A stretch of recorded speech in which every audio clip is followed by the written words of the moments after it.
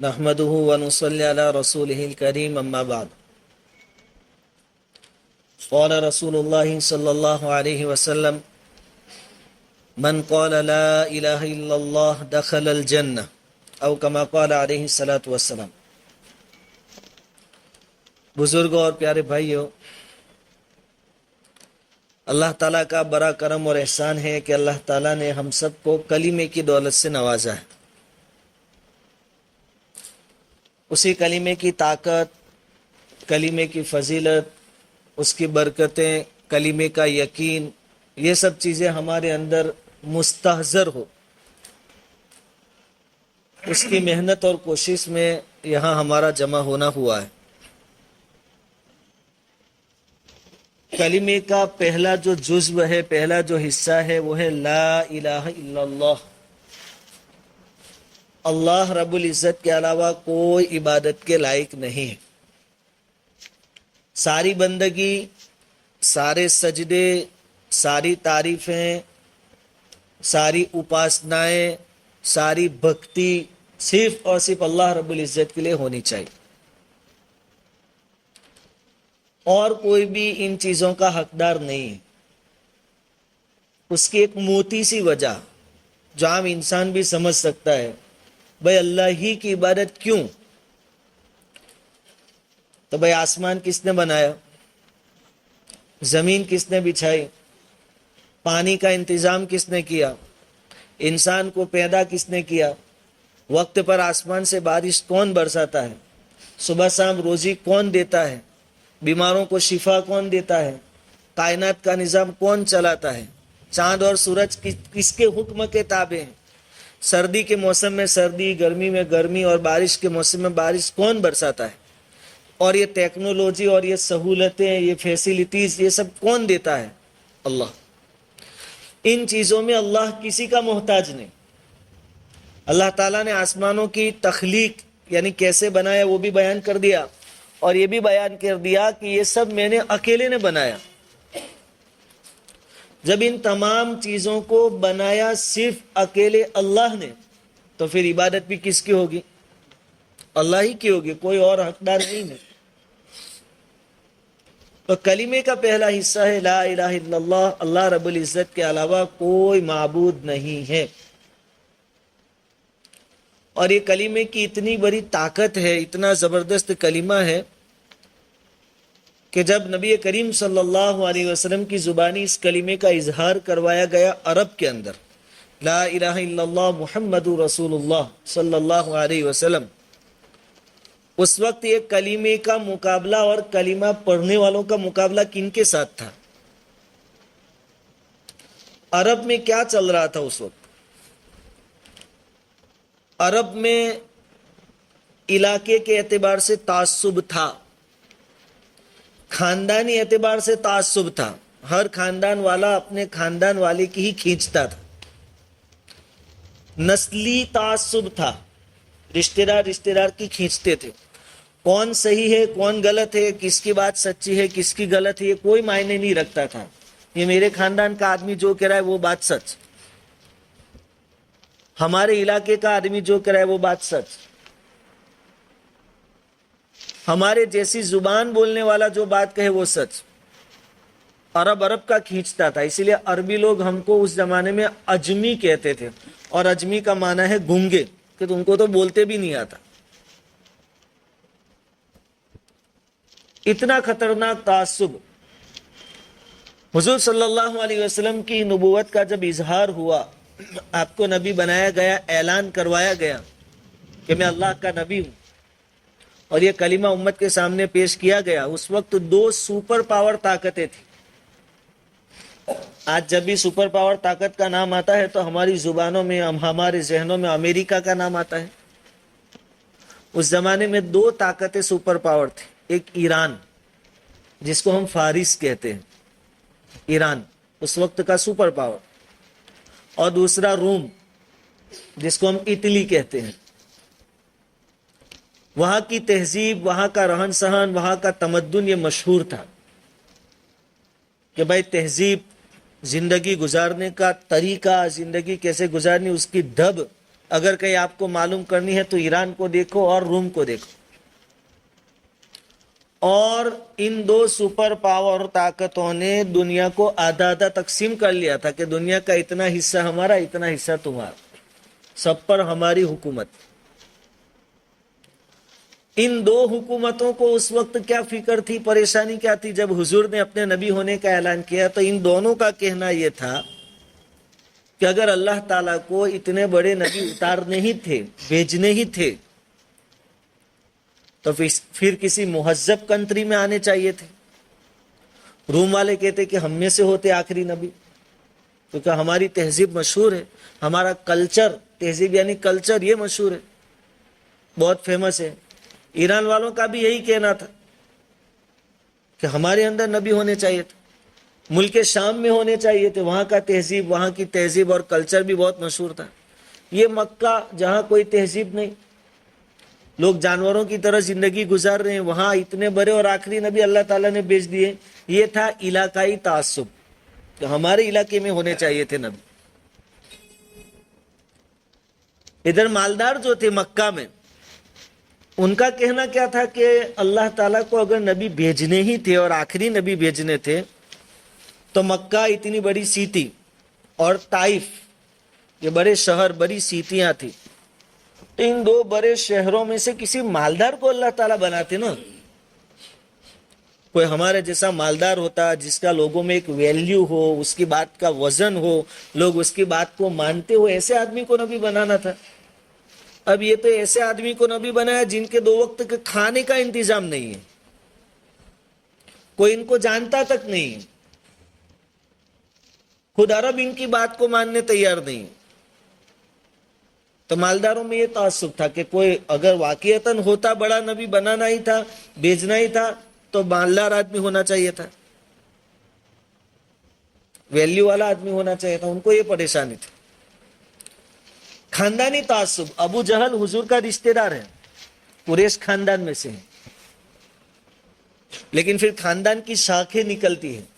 ایک آدمی ہوتا، اس کے پھر 10 بیٹے، 8 بیٹے، پھر 8 اور 10 بیٹوں اور بیٹیوں کا نسل کا سلسلہ چلتا ہے. یہ شاخیں ہیں سب.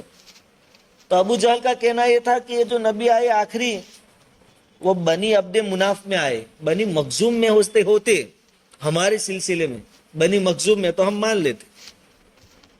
یہ نسلی تعصب، خاندانی تعصب، یہ سارے تعصب کے سامنے نبی کریم صلی اللہ علیہ وسلم نے کلمہ طیبہ پیش کیا، لا الہ الا اللہ محمد رسول اللہ صلی اللہ علیہ وسلم. تو شروع میں ان ساری طاقتوں سے مقابلہ ہوا، لیکن اس کلمے میں اللہ رب العزت نے اتنی طاقت رکھی، اتنا پاور رکھا ہے کہ ایک وقت وہ بھی آیا کہ ساری طاقتوں نے کلمے کے سامنے ہتھیار ڈال دیے. پھر فارس سے یعنی ایران سے سلمان فارسی بھی یہاں آئے، انہوں نے وہ سب باتیں چھوڑ دی کہ ہمارا کلچر، ہماری تہذیب ہونی چاہیے، وہ بھی بھول گئے. حبشہ سے بلال آئے، روم اور اٹلی سے حضرت صہیب رضی اللہ تعالیٰ عنہ جیسے صحابہ کرام آئے، سب اپنا کلچر اور سب بھول گئے، اور سب نے آ کر کلمے کو قبول کر لیا اور لا الہ الا اللہ محمد رسول اللہ کا بول بالا دنیا میں ہو گئے. اتنا پاورفل اور اتنا طاقتور کلمہ ہے یہ جو اللہ تعالیٰ نے ہمیں اپنے فضل سے عطا فرمایا. اس میں کیا راز چھپا ہے جو ہم بار بار بولتے ہیں، لا الہ الا اللہ، اللہ کے سوا کوئی معبود نہیں، یعنی ہم اپنی زبان میں بولتے ہیں کرنے دھرنے والی ذات صرف اللہ کی. بس اس بات کی یقین دہانی، اس بات کا استحضار پیدا کرنا یہ ضروری ہے. اللہ چاہے تو نعمتیں دے اور اللہ چاہے تو لے لے، کوئی روکنے والا. اللہ کی طاقت کا یقین اور اس کی مثالیں دنیا بھر کی قرآن اور حدیث میں موجود ہے کہ اللہ نے چاہا تو دیا اور چاہا تو لے لیا. سب سے پہلی مثال حضرت آدم علیہ الصلوۃ والسلام، اللہ تعالیٰ نے کیا دیا تھا؟ جنت میں ٹھکانہ دے دیا تھا. وَيَا آدَمُ اسْكُنْ أَنْتَ وَزَوْجُكَ الْجَنَّةَ، آدم تم اور اپنی بیوی ہوا دونوں جنت میں رہو. وَكُلَا مِنْهَا رَغَدًا حَيْثُ شِئْتُمَا، خوشی خوشی جہاں سے جو کھانا پینا ہے کھاؤ، عیش کرو. کوئی روکنے والا تھا اللہ کو؟ آدم علیہ السلام کو فرشتوں کے پاس سجدہ کروایا اللہ تعالیٰ نے. یہ کتنی بڑی دولت. حالانکہ فرشتے ایک گھڑی کے لیے، ایک سیکنڈ اور ایک منٹ کے لیے بھی اللہ کی نافرمانی نہیں کرتے، لیکن آدم علیہ السلام کو، فرشتوں کو حکم ہوا کہ آدم کو سجدہ کرو. اتنا بڑا اعزاز، اتنا بڑا اکرام، اتنی تعظیم، اتنی عزت اللہ تعالیٰ نے دی. اللہ جس کو چاہے جو چاہے دیتا ہے. اور بطور امتحان کی ایک پابندی لگائی تھی، وَلَا تَقْرَبَا هَٰذِهِ الشَّجَرَةَ، یہ فلاں درخت جو ہے بطور امتحان کے اس میں سے آپ کو کھانا نہیں ہے، قریب بھی نہیں جانا ہے. بس اللہ کی دی ہوئی نعمتیں سب کچھ تھا، موجود تھا. پھر تقدیر غالب آئی اور آدم علیہ السلام سے غلطی ہو گئی. جس درخت کے پھل کے کھانے سے منع کیا گیا تھا وہ کھا لیا. اب جب اللہ لینے پر آتا ہے واپس تو کوئی روک نہیں سکتا اس کو. آدم علیہ السلام سے سب سے پہلے تو جسم سے لباس غائب کر دیا اللہ تعالیٰ. فَأَخْرَجَهُمَا مِمَّا كَانَ فِيهِ، اور جنت سے نکال دیا. ہے کوئی روکنے والا؟ آدم علیہ السلام نبی تھے لیکن اللہ کے سامنے کچھ بول سکتے ہیں یا دعویٰ کر سکتے ہیں میں اتنے سالوں سے جنت میں رہا ہوں، میں اب یہاں کا ناگرک بن گیا، گرین کارڈ بن گیا، اب میں نہیں نکلوں گا؟ کوئی کہہ سکتا ہے؟ کسی کی طاقت نہیں. جاؤ نکلو یہاں سے. اللہ تعالیٰ نے دنیا میں لا کر رکھ دیا، کوئی روک نہیں سکتا اللہ تعالیٰ. یہ اس کی طاقت ہے. دے تو کوئی منع نہیں کر سکتا اور لے لے تو کوئی دلا نہیں سکتا. نوح علیہ السلام کو اللہ تعالیٰ نے میجورٹی کے سامنے رکھا. وہ میجورٹی، وہ اکثریت کن کی تھی؟ بتوں کی پوجا کرنے والوں. اور ادھر تنہا نوح علیہ السلام کو رکھا اور ان کو ذمہ داری دی کہ آپ دین کی دعوت دو، سب کلمے کی دعوت دو. ایک لمبے زمانے تک نوح علیہ السلام کلمے کی دعوت دیتے رہے. قوم نے بہت چاہا کہ نوح علیہ السلام کو ختم کر دے. بہت ساری ترکیبیں کی، بہت ساری چالاکیاں نوح علیہ السلام کے ساتھ کی، لیکن ان تمام مشرکین کے درمیان نوح علیہ السلام کی حفاظت کس نے کی؟ اللہ رب العزت. اور کیسے کام کروائے؟ جب اللہ تعالیٰ نے فیصلہ کر دیا کہ اب ان کو عذاب دینا ہے، اللہ نے نوح علیہ السلام کو وحی کے ذریعے بتا دیا کہ جتنے مسلمان ہو چکے اب کوئی ہونے والا نہیں. تو نوح علیہ السلام نے پھر اللہ تعالیٰ سے دعا کی کہ اگر کوئی ایمان لانے والا نہیں ہے تو پھر ان ظالموں کا خاتمہ کر دیں. اللہ تعالیٰ نے کہا ٹھیک ہے، وقت آ چکا ہے. اللہ تعالیٰ نے حکم دیا کشتی بناؤ. نوح علیہ السلام کے پاس کشتی بنوائی، ایمان والوں کو اندر سوار کیا، اور پھر پانی اوپر سے بھی برسا، زمین سے بھی نکلا، ہر طرف پانی پانی پانی، سیلاب آ گیا اور نہ ماننے والوں کو اللہ رب العزت نے ختم کر دیا. وہاں نوح علیہ السلام کا مقابلہ قوم سے نہیں ہوا، تلواروں کے ساتھ وہاں مقابلہ نہیں ہوا. کشتی میں سوار تھوڑے سے لوگوں کو بچایا کس نے؟ اللہ رب العزت. اور اکثریت کو، میجورٹی کو، اتنے سارے لوگوں کو ختم کس نے کیا؟ اللہ رب العزت. اللہ کو کوئی روک سکتا ہے؟ اچھا، اللہ ظلم نہیں کرتے کسی پر، جو ان کے اعمال کا نتیجہ تھا. اللہ تعالیٰ نے نوح علیہ السلام سے وعدہ کیا تھا کہ میں تم کو اور تمہارے گھر والوں کو بچا لوں گا، لیکن سیلاب میں نوح علیہ السلام کا بیٹا بھی تو بہہ گیا. ابھی تو باپ بیٹے کو سمجھا رہے تھے کہ بیٹا آجا کشتی میں سوار ہو جا. تو بیٹے نے کیا کہا؟ سآوی الی جبل یعصمنی من الماء، وہ بڑا پہاڑ ہے وہاں چڑھ جاؤں گا، پانی سے میں بچ جاؤں گا، آپ فکر مت کریں. نوح علیہ السلام نے پھر سمجھایا لا عاصم اليوم من امر اللہ الا من رحم. آج کوئی پہاڑ، کوئی ٹیلا، کوئی پتھر کسی کو نہیں بچا پائے گا. جس کو اللہ بچائے وہی بچے گا. آجا کشتی میں سوار ہو جا. ابھی بات چیت چل رہی تھی اور اللہ نے تقدیر میں لکھا تھا اس کے بہہ جانے کو. تو وحال بینہم الموج فکان من المغرقین، باپ بیٹے کے درمیان موج پانی کی حائل ہو گئی اور بیٹے کو غرق کر دیا. نوح علیہ السلام اپنے سگے بیٹے کو بچا نہیں پائے، کیونکہ غرق کرنے کا فیصلہ کس کا تھا؟ یہ اللہ کی طاقت ہے. اچھا، پھر نوح علیہ السلام کو یاد آیا کہ اللہ تعالیٰ نے تو وعدہ کیا تھا اور اللہ تو اپنے وعدے میں کبھی جھوٹا نہیں ہو سکتا.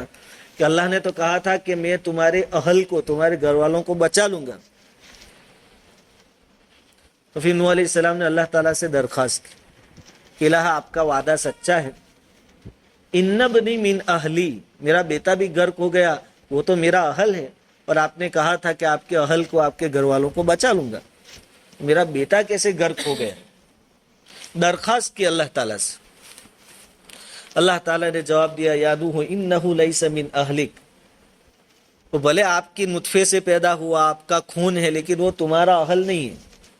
انہ عمل غیر صالح، اس کے دھندے اچھے نہیں تھے. اور لا تسألنی ما لیس لک بہ علم، آگے وارننگ اللہ تعالیٰ نے دے دی، اللہ کی طاقت کہ جو تم نہیں جانتے اس کے بارے میں پوچھو مت. لا تسألنی ما لیس لک بہ علم انک اذا لمن الظالمین، اگر ایسے سوال کرتے رہو گے تو تم بھی ظالم سمجھے جاؤ گے. نوح علیہ السلام نے فوراً اللہ تعالیٰ سے معافی مانگی، الہ میری بھول ہو گئی، مجھے معاف کر، اب بیٹے کے بارے میں سوال نہیں کروں.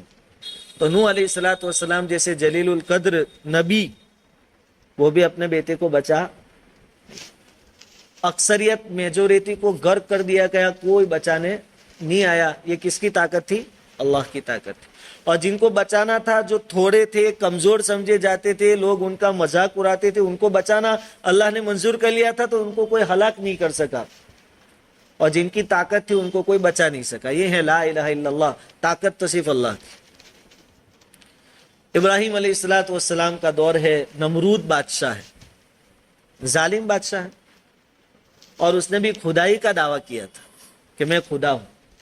الم تر الی الذی حاج ابراہیم فی ربہ ان آتاہ اللہ الملک، اللہ نے اس کو سلطنت دی تھی، حکومت دی تھی.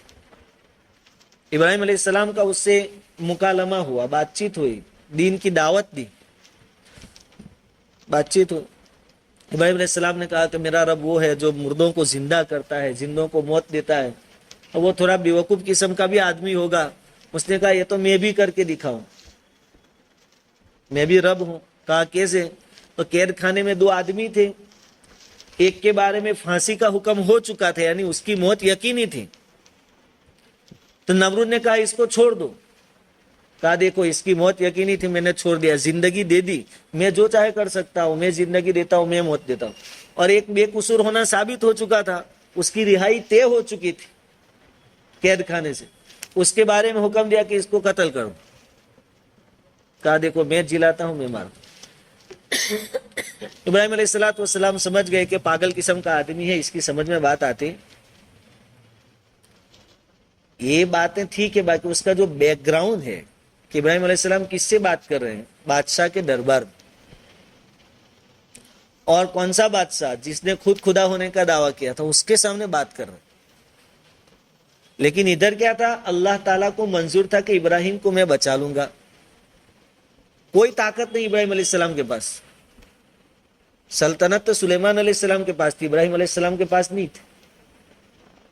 کہا کہ میں ابراہیم کو بچا لوں گا، اللہ نے منظور کیا تھا بچانا. اور یہاں سامنے طاقت تھی، بادشاہ ہے وقت کا، ظالم ہے، لشکر ہے، سپاہی سب ہے، لیکن اللہ نے منظور کیا تھا کہ ان کو ہلاک کرنا ہے. تو اللہ جس کی ہلاکت چاہے کوئی بچا نہیں سکتا، اور اللہ جس کو بچانا چاہے اس کا کوئی بال بھی بیکا نہیں کر سکتا. ابراہیم علیہ السلام نے پھر اتنی پرفیکٹ دلیل دی کہ پھر وہ کافر ہکا بکا رہ گیا. فبہت الذی کفر قال ابراہیم فإن اللہ یأتی بالشمس من المشرق فأتی بها من المغرب فبہت الذی کفر. ابراہیم علیہ السلام نے کہا ٹھیک ہے، میں جس اللہ کو مانتا ہوں اپنا رب، وہ کیا کرتا ہے؟ مشرق سے سورج نکالتا ہے اور مغرب میں اس کو غروب کرتا ہے. اب اگر تو رب ہے تو ایک کام کر دے، تو ادھر سے نکال دے اور ادھر غروب کر دے. فبہت الذی کفر، کافر لاجواب ہو گیا، ہکا بکا ہو گیا. اب یہ تو اس کے بس کی بات ہی نہیں. پھر وہ دشمنی پر اتر آیا، ابراہیم علیہ السلام کو نقصان پہنچانا چاہا.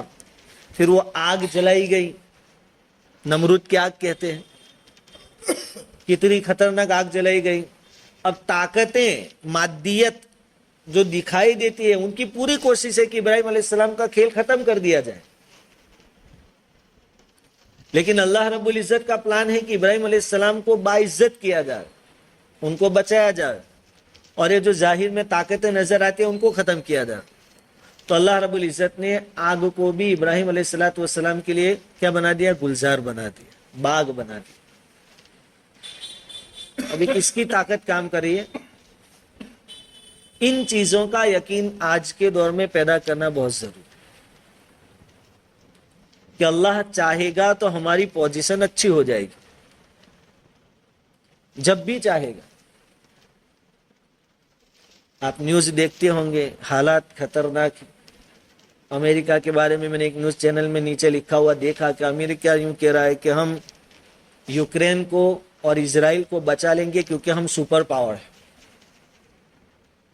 یہ تکبر والے بول، وہ کہتے کہ ہمارے پاس طاقت ہے، ہم بچا لیں گے دونوں کو.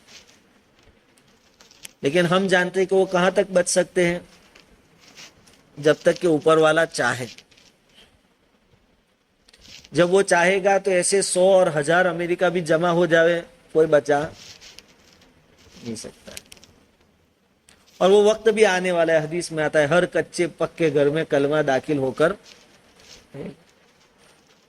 ساری چیزیں حدیث میں. خراسان سے کالے جھنڈے والے لشکر نکلیں گے، بیت المقدس کو فتح کریں گے، پوری دنیا میں اسلامی نظام قائم ہوگا. جب اللہ تعالیٰ کا یہ فیصلہ آئے گا دنیا کی کوئی طاقت اس کو روک نہیں پائے گی. یہ ہے اللہ کی طاقت. اور ان چیزوں کا ہمارے اندر یقین ہونا چاہیے. حالات چاہے ابھی کیسے بھی نظر آتے ہیں، نقشے چاہے کیسے بھی نظر آتے ہیں کہ یہ کیسے ممکن. اللہ رب العزت کا ایک طریقہ یہ ہے کہ جب ظالم کا ظلم بالکل زور پر ہوتا ہے اور جب ظالم یوں سمجھ لیتے ہیں کہ بس اب ہمارا مقابلہ تو کوئی نہیں کر سکتا، اللہ تعالیٰ ایسے وقت میں ان کو ختم کر دیتے. سورج جب برابر اپنی گرمی پر ہوتا ہے، جب بیچ میں آ جاتا ہے، پھر اس کی پڑتی اور اس کا زوال شروع ہو جاتا ہے. لیکن کیا چاہیے اس وقت؟ یقین چاہیے کہ کرے گا کون؟ اللہ کرے. ہم کمزور ہیں، ہماری اولادیں کمزور ہیں، پوری امت کمزور ہے، لیکن اللہ تو وہی ہے جس نے 313 کے ہاتھوں میں 1000 کے لشکر کو شکست دی. صحابہ کرام کے 3000 کے لشکر نے 1,00,000 کے لشکر کا مقابلہ کیا تھا، وہاں ان کو فتح ہوئی تھی. یہ سب کون سی طاقت کام کر رہی ہے؟ اللہ رب العزت کی طاقت کام. ان چیزوں کا یقین ہمارے دلوں میں آوے، اس لیے یہ سب گشت والا عمل ہوتا ہے، جور رکھے جاتے ہیں، جماعتوں میں بھیجے جاتے ہیں. کہ ابھی ہمارا دھیان کیا ہے کہ یار ہمارے پاس تو کچھ بھی نہیں ہے. اسباب دیکھتے ہیں، اسباب ہونے چاہیے، لیکن اسباب ہونے کے بعد اس پر یقین نہیں کرنا ہے. یقین تو اللہ کی ذات پر کرنا. صرف آپ اسباب کو ڈھونڈتے رہیں گے تو کامیابی. تو ابراہیم علیہ الصلوۃ والسلام کو نمرود کے آگ سے بچانے والی ذات بھی کون ہے؟ اللہ تعالیٰ. ہم مانتے ہیں کہ بھائی کسی بادشاہ کا وزیر بن جانا بہت بڑی چیز ہے. وزیر بہت بڑا درجہ، اور جس کے ہاتھ میں وزارت آ جاوے وہ بہت کچھ کر سکتا ہے. یوسف علیہ الصلوۃ والسلام کو جب مصر کے بازار میں بیچا گیا تو ان کو کس نے خریدا تھا؟ وزیر نے خریدا تھا. وہ اپنے گھر لایا. یوسف علیہ الصلوۃ والسلام نے وزارت کا کوئی کورس نہیں کیا.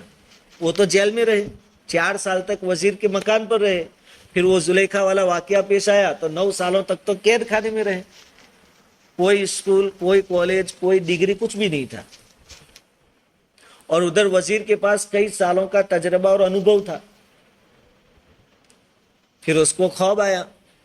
یوسف علیہ السلام کو اللہ تعالیٰ نے خواب کی تعبیریں سکھلائی تھی، تعبیر بتائی. تو وہ وزیر نے اتنے سالوں کا تجربہ ہونے کے باوجود یوسف علیہ السلام کے سامنے ہتھیار ڈال دیے. اور وہ یوسف علیہ السلام جو وزارت کے بارے میں کچھ نہیں جانتے تھے، ملک کا نظام چلانے کے بارے میں انہوں نے کوئی کورس نہیں کیا، نہ اکونومی پڑھی نہ کچھ اور پڑھا، ان کے ہاتھ میں اللہ رب العزت نے وزارت دلوا دی. وزیر نے خود کہا کہ اب آپ سنبھال لیں تاکہ آنے والے جو سال ہے قحط سالی کے، اس میں ہم جانی مالی نقصان سے بچ جائیں.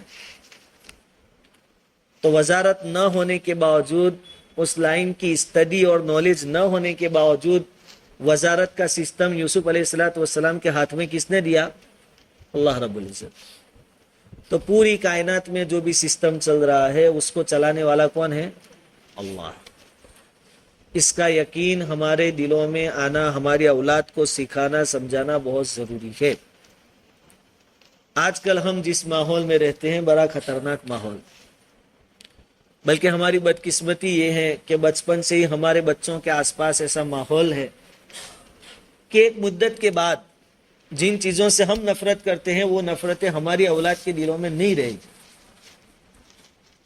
چھوٹا سا بچہ آپ بال وادی میں رکھنے جاؤ، وہاں بال وادی کی دیواروں پر دیکھو کیا پینٹنگ ہے، کیا کون سی تصویریں بنائی گئی ہے، کیا لکھا گیا ہے۔ ابھی ہماری اولاد کا بچپن شروعات ہی، میں بھی لے کر گیا تھا میرے بچے کو جنڈا چوک میں، 300 روپے فیس بھی بھر دی، باہر ٹیبل پر بات سب ہو گئی۔ پھر میرے کو ذرا شوق ہوا کہ چلو اندر جا کر دیکھ لے ماحول کیسا ہے۔ پھر جو دیوالوں پر دیکھا تو کہا کسر ہے، کہا کنہیا ہے، کہا رام ہے۔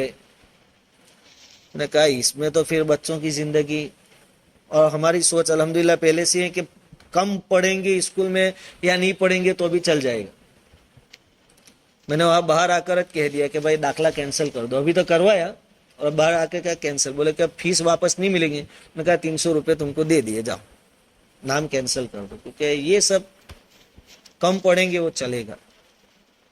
ہاں ضرورت ہے کہ بھائی نالج بھی ہو دنیاوی، لیکن اس کے لیے جو اسکولیں ہماری ہونی چاہیے الگ سے بچوں کا بچیوں کا، وہ سب سسٹم ہمارے پاس نہیں ہے۔ یہ سب کرنے کے کام ہے، لیکن ہمارے پاس کہنے کا مطلب ہے کہ ماحول بڑا خطرناک ہے اور ماحول کا اثر انسان پر پڑتا ہی ہے، اللہ ماشاءاللہ جس کو اللہ بچا لے۔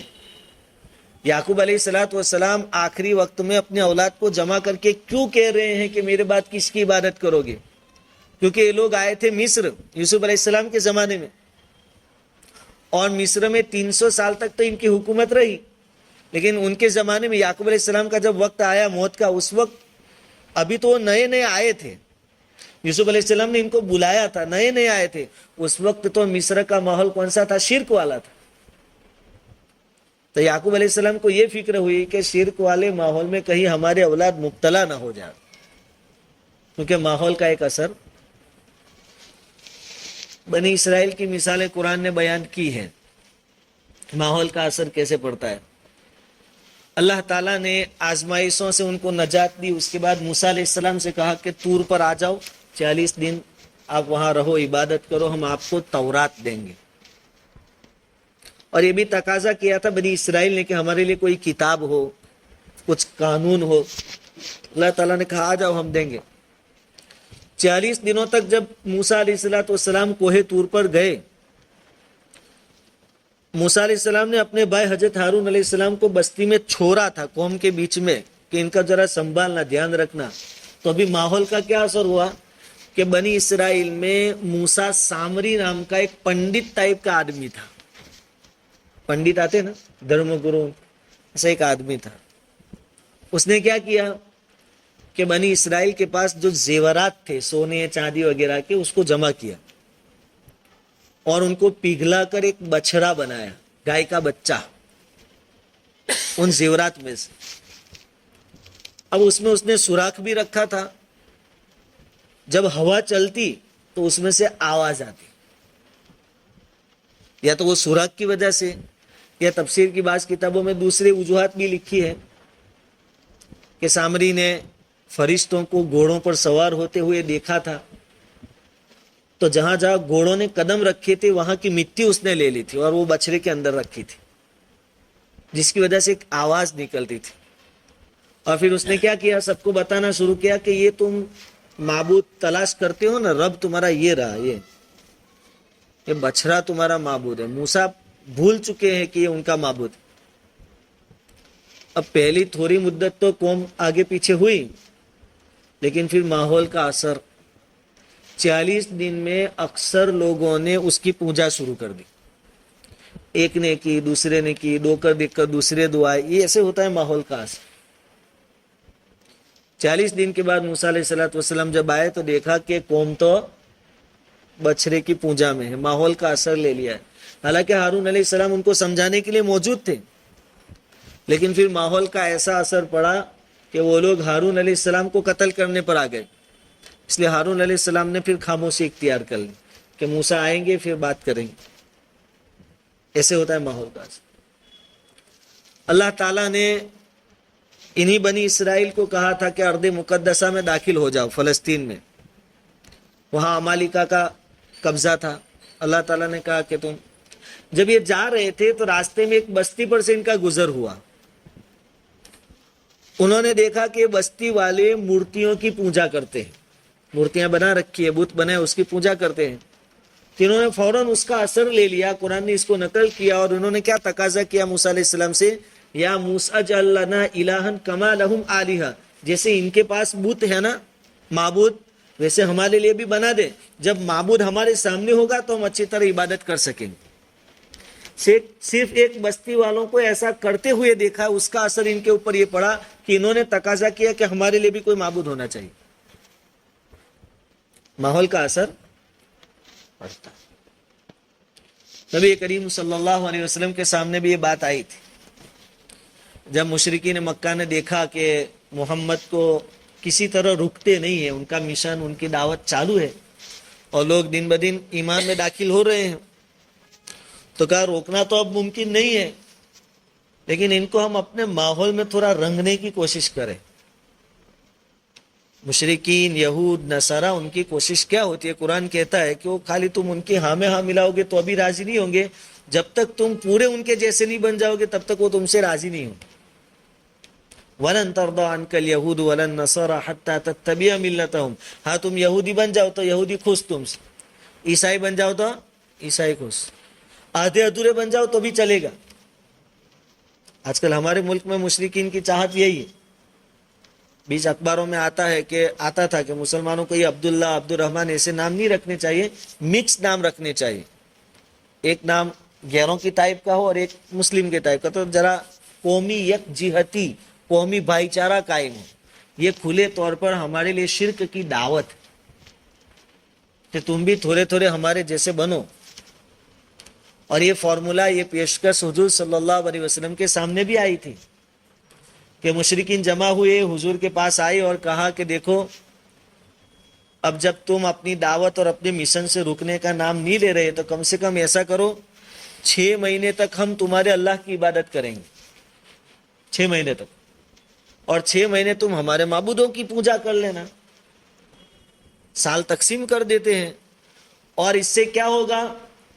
مکہ میں، عرب میں امن و امان قائم ہوگا، کوئی لڑائی جھگڑے نہیں ہوں گے، قومی یکجہتی، قومی بھائی چارہ. قرآن ہر جگہ جب بھی لوگوں کو مخاطب کرتا ہے تو کبھی کیا کہتا ہے؟ یا بنی آدم، اے آدم کے بیٹو، یا ایھا الناس، اے لوگو، یا ایھا الذین آمنو، اے ایمان والو.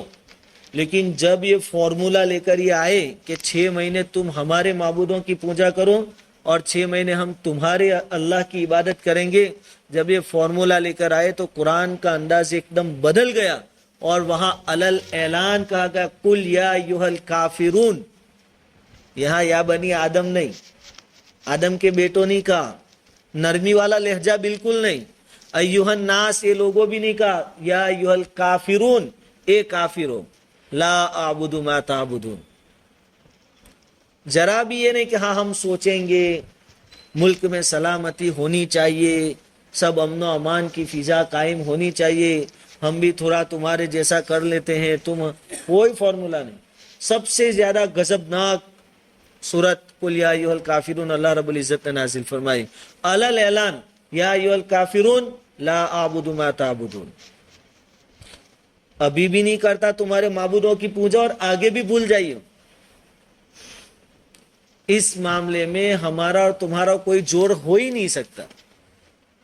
وَلَا أَنْتُمْ عَابِدُونَ مَا أَعْبُدُ، اور جس رب کو میں مانتا ہوں تم سچے دل سے اس کو ماننے والے نہیں ہو. وَلَا أَنَا عَابِدٌ مَا عَبَدتُّمْ، اور میں بھی مستقبل میں، بھوشیہ میں بھی تمہارے معبودوں کو ماننے والا نہیں ہو. یہ امید چھوڑ دینا. یہ قومی سلامتی، نہ یکجہتی، نہ بھائی چارہ، سب بھول جاؤ. یہ معاملے میں ہمارا تمہارا کوئی جوڑ نہیں ہوگا. اور اس عقیدے کی اور توحید کی مضبوطی ہمارے لیے بہت ضروری ہے. آزادی کے لیے جب لڑائیاں چل رہی تھی، جہاد چل رہا تھا، پہلے 100 سال تک تو صرف مسلمان میدان میں تھے انگریزوں کے سامنے، کیونکہ انگریزوں نے حکومت کس کے پاس سے چھینی تھی؟ مسلمانوں کے پاس. پرابلم ہمارا تھا. 100 سال کے بعد دوسری قومیں ہمارے ساتھ جوائنٹ ہوئی. آزادی کی لڑائی کل 250 سال تقریباً چلی، تو پچھلے 150 سال وہ بھی ہمارے ساتھ رہے. اس میں پھر کیا ہوا؟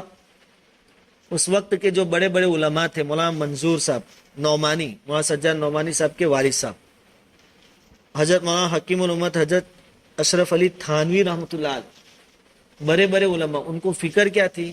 ہمارے مسلمان کیا کر رہے تھے کہ بھائی گاندھی جی کو ہیرو بنایا اور غیروں کے ساتھ، کیونکہ سب کا مقصد ایک ہی تھا. کیا مقصد تھا؟ کہ کسی طرح انگریز کو یہاں سے بھگا دے. تو اب سب کی یکجہتی بتانی تھی، بھائی چارہ بتانا تھا.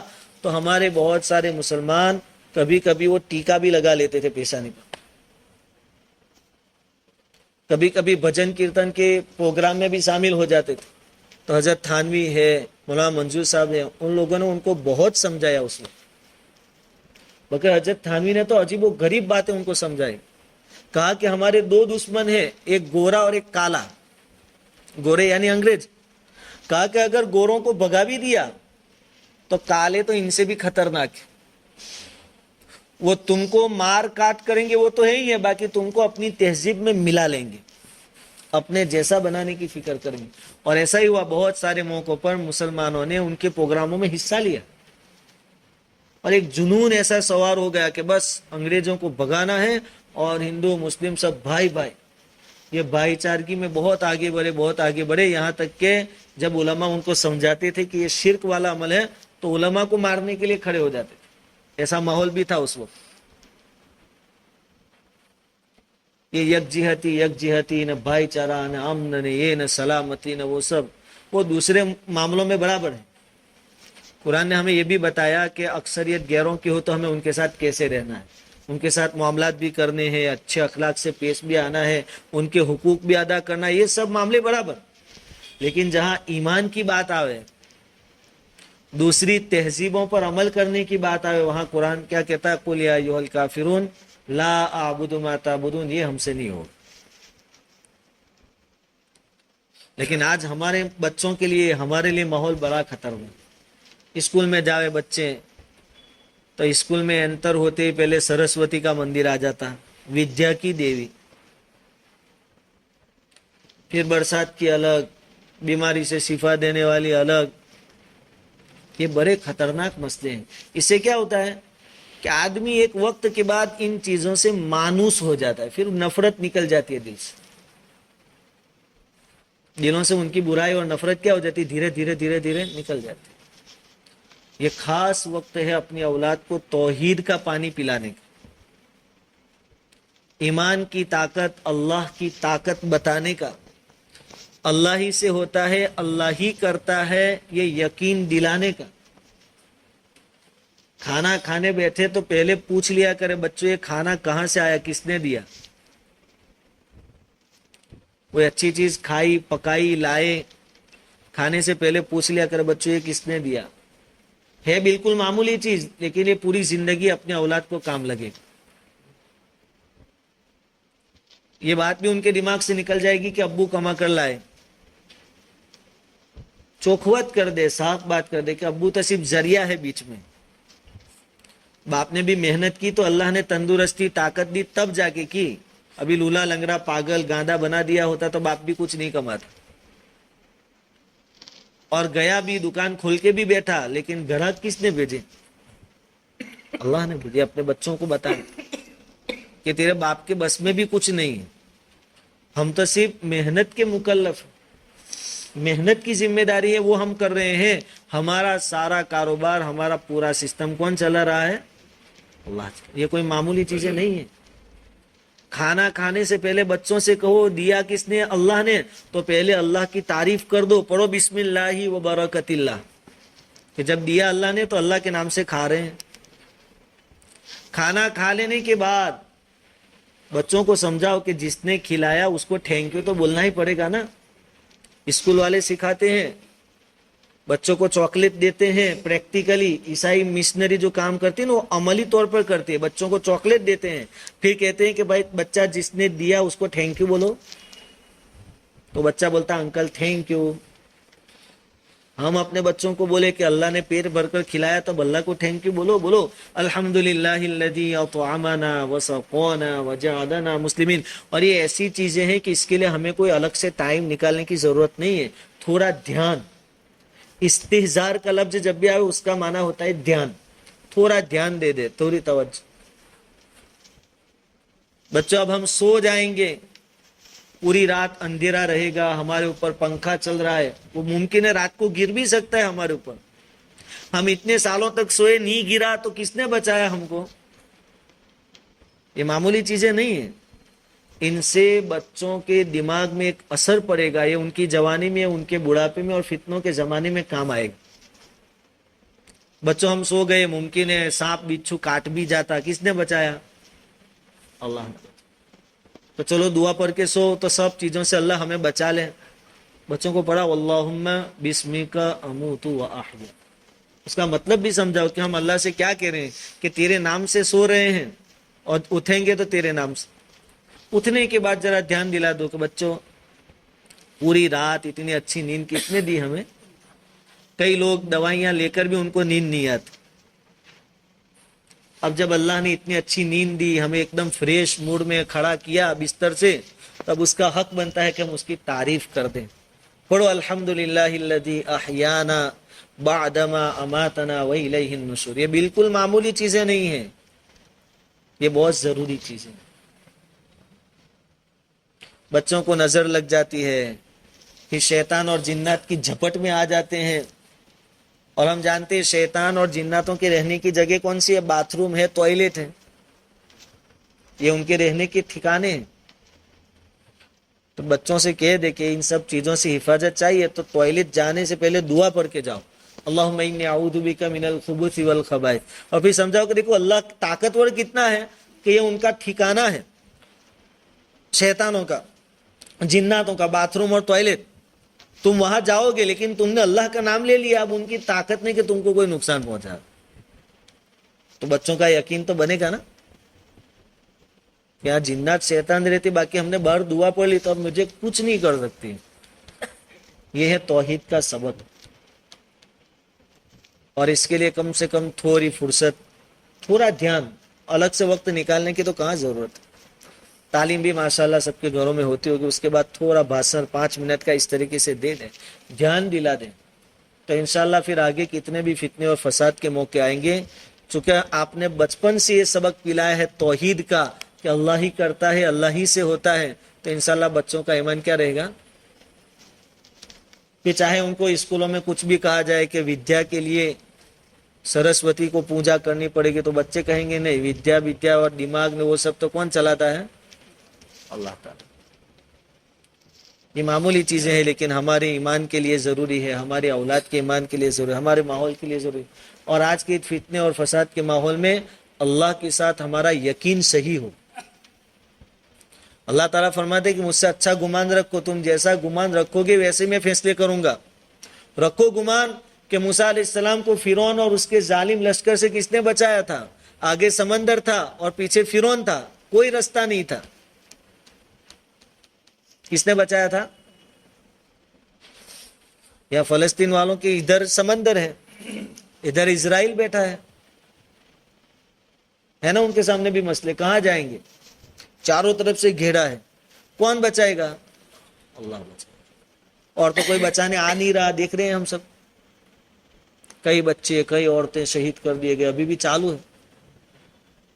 لیکن ان کا ایمان ہے. چھوٹے چھوٹے بچے بھی آپ دیکھیں گے یار, طبیعت خوش ہو جائے گی کہ کیا ایمان ہے. ہم تو صرف باتیں کرتے ہیں, وہ تو وہ زندگی گزار رہے ہیں. اس لیے میرے بھائیوں, عملی طور پر دین ہماری زندگی میں آ رہے, اور یہ زندگی میں لانے کا بہتر ذریعہ کیا ہم بولیں. اس کلمے کی قیمت سب کو بتائیں تو خود کی دماغ میں بھی آ جائے گی کہ کلمہ کتنا قیمتی, اس کی تعظیم ہمارے دلوں میں آئے گی. اور اسی لیے سب جمع کیا جاتا ہے. کہ کلمے کی بات بولی جاوے، اللہ ہی کرتا ہے، اللہ ہی سے ہوتا ہے، یہ سب سبق دیے جاتے ہیں، اور بار بار ہفتے میں 2 بار جمع ہوتے ہیں، اور روزانہ تعلیم میں بھی اللہ اللہ اللہ نے یوں کیا، اللہ بس یہ ہماری زندگی، اس کو اپنی زندگیوں میں لائے. اس لیے یہ سب محنتیں ہیں کہ اللہ تعالیٰ ہمارے ایمان کو مضبوط بناوے، اور اللہ ہی سے ہونے اور اللہ ہی کرتا ہے وہ یقین ہمیں کامل طور پر نصیب فرمائے.